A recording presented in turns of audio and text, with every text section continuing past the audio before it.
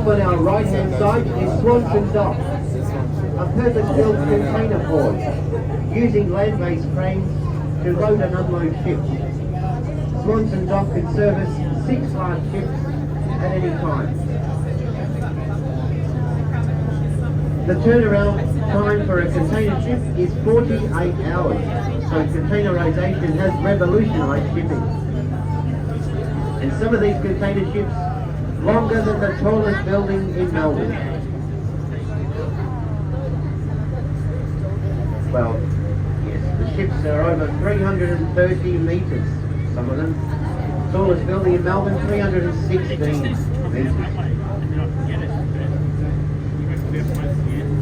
And the Yarra River once flowed behind Swanson Dock. Surely there are